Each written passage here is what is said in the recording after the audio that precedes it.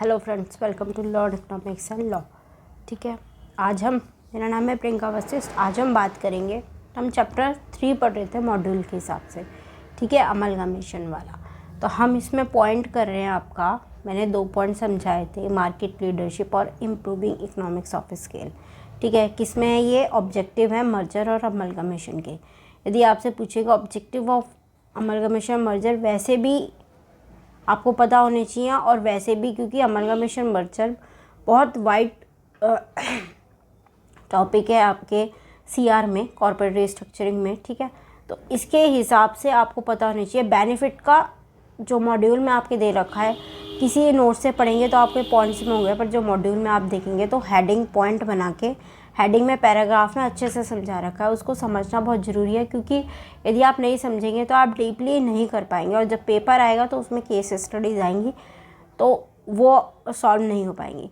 तो 2 पॉइंट मैं पहले करा चुकी हूँ, आप पुरानी वीडियो देख लेना।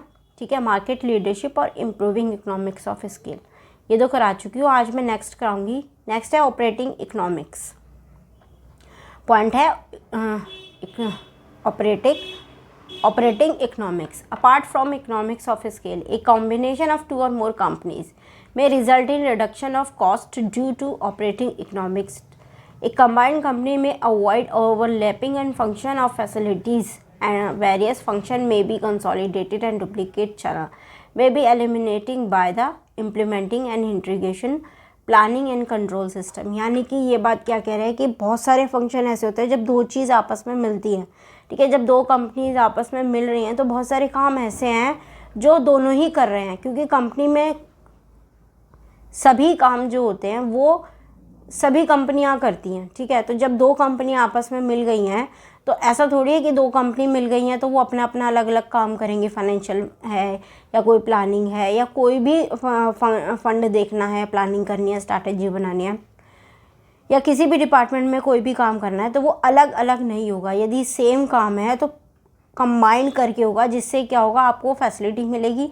दोनों कंपनी की जो वो हैं आपकी जो वो आएंगी, जो दोनों कंपनी के एक्सपर्ट एम्प्लॉय हैं वो आपस में सलाह देंगे, जो रिसोर्सेज है वो आपस में मिल जाएंगे। तो उससे क्या होगा, आपका जो फंक्शंस है वो बेहतर तरीके से हो पाएंगे, और जो आपका एक्सपेंस है उसके ऊपर वो कम होगा।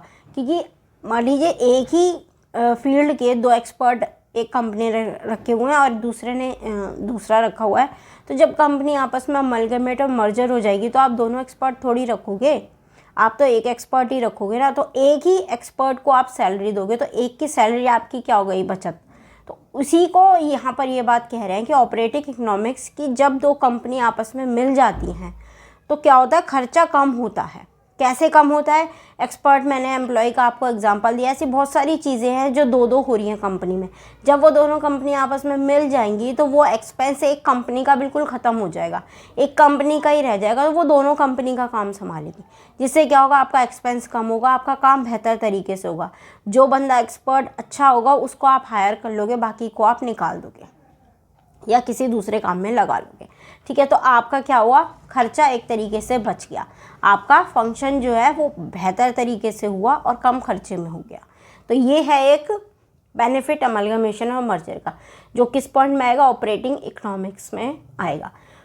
उसके बाद है फाइनेंशियल बेनिफिट। फाइनेंशियल बेनिफिट भी यही कहते हैं, मर्जर और amalgamation in capable of offering various financial synergies and benefit such as eliminating financial constraint, deploying your surplus cash, enhancing debt capacity। यानी कि आप यदि 2 कंपनी, एक कंपनी की रेपुटेशन बहुत अच्छी है तो दूसरी कंपनी को, और वो उसके साथ मिल गई है, तो क्या होगा, दूसरी कंपनी को भी डेप्ट मिल जाएगा, ऋण मिल जाएगा, लोन मिल जाएगा। ठीक है, उसकी कंपनी की रेपुटेशन के बिहाफ पे। यदि किसी कंपनी के पास सरप्लस कैश है, ठीक है, एक्स्ट्रा में पैसा है और वो सोच नहीं पा रही है कि कहाँ पर उसको इन्वेस्ट करें, तो आप दूसरी कंपनी के साथ इन्वेस्ट करके आप उसको बेहतर तरीके से यूज़ कर सकते हो। ठीक है, आपकी कॉस्ट जो ही कम होगी, जिसका एग्जांपल मैंने पहले ही दिया। Cost of financing merger and amalgamation enable external growth by exchange of share. यानी कि बाहर की ग्रोथ को, अमलगमेशन मर्जर से क्या होता है, बाहर की कंपनी की ग्रोथ होती है। कैसे, शेयर एक्सचेंज होने से। ठीक है, Merger and amalgamation enable external growth by exchange of shares, realizing thereby the financial constraint. Also, sometimes cash-rich company may not have enough internal opportunity to invest surplus cash. यही मैंने आपको बताया ना कि कई बार क्या होता है, पैसा तो बहुत ज़्यादा होता है कंपनी के पास, पर वो उसके पास इन्वेस्ट करने के लिए प्रॉपर पावर और प्रॉपर डिज़ाइन नहीं होता, उसको अपॉर्चुनिटी नहीं होती, तो वो उसको अपॉर्चुनिटी मिलती है कंपनी की किसी दूसरी कंपनी के साथ अमलगमेट या मर्जर करने के बाद। देयर वेल्थ में increase through an increase in the market value of their share in surplus cash is used to acquire another company. कि यदि आप किसी दूसरी कंपनी का शेयर एक्वायर करते हो तो क्या होता है, आपकी मार्केट में वैल्यू बढ़ती है, आपकी कंपनी की कैपेबिलिटी बढ़ती है, मार्केट में आपकी कंपनी बड़ी होती है। New entity to serve a large amount of डेप्ट, ठीक है, allowing a higher interest tax shield thereby adding to the shareholders wealth. ठीक है, यानी कि उनकी जो कंपनी है, जब आपने किसी कंपनी का शेयर खरीदा तो आपने शेयर होल्डर्स को भी खरीदा और उस कंपनी के शेयर को खरीदा, यानी कि जब आपने किसी कंपनी को एक्वायर कर लिया, अमलगमेट कर लिया, तो जो उस कंपनी का है वो सब कुछ भी तो आपका हो गया। तो उनके जो शेयर होल्डर्स की वेल्थ है, जो शेयर होल्डर्स की जो आपकी, ठीक है, तो आपको इंटरेस्ट में, इसमें टैक्स में भी काफ़ी बेनिफिट मिलता है और शेयर होल्डर्स की वेल्थ से भी आपको बेनिफिट मिलता है। In a merger since the probability of insolvency is reduced to the financial stability and merged company may borrow at a lower rate of interest। ठीक है, कई बार क्या होता है, कंपनी इंसॉल्वेंसी में जा रही होती है, यानी कि कंपनी के पास इतना फंड नहीं होता, कंपनी इस हालत में नहीं होती कि वो चला पाए अपने आप को, तो क्या होगा, वो ख़त्म हो जाएगी कंपनी। पर यदि दूसरी कंपनी उसको एक्वायर कर लेती है तो क्या होगा, उसके जो सर्वाइवल के चांस हैं वो ज़्यादा बढ़ जाते हैं।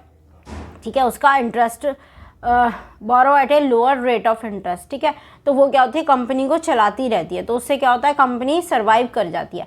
Apart from this the merge company is able to realise economics of scale in floating and transaction cost relating to an issue of capital issue cost and saved when the merge company make large security issues.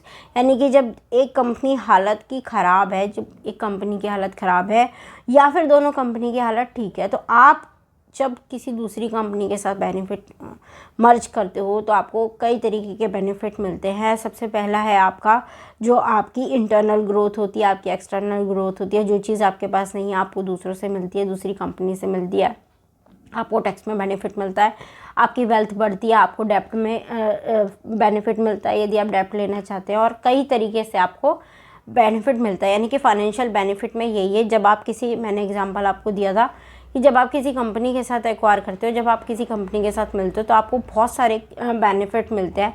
जैसे आपकी share, दूसरी company के share holders हैं, उनसे यदि उनको भी आप, वो आपकी कंपनी के भी हो गए आप, तो जो उनके वेल्थ के साथ, टैक्स के साथ सॉरी, तो आपको उनका भी बेनिफिट मिलेगा। ठीक है, फाइनेंशियल आप स्टेबल रहोगे कि जैसे 2 एम्प्लॉयज़ हैं, दोनों कंपनी में रखे हुए हैं, तो आप किसी एक एम्प्लॉय को ही रखोगे, उस एक ही सैलरी दोगे, तो एक ही एम्प्लॉय दोनों कंपनी का काम करेगा।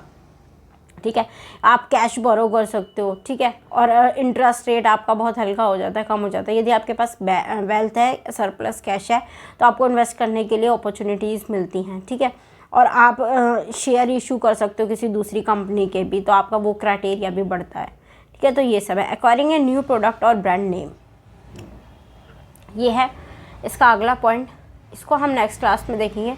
ठीक है, क्योंकि ये थोड़ा सा बड़ा है और ये वीडियो लंबी हो जाएगी फिर। ठीक है, मैं इसको नेक्स्ट उसमें करवाऊँगी, तबीयत भी थोड़ी ठीक नहीं है मेरी। ठीक है, और नेक्स्ट क्लास में करते हैं, और इसके रिगार्डिंग आपको कुछ भी डाउट हो तो आप पूछ लें। ठीक है, बाय।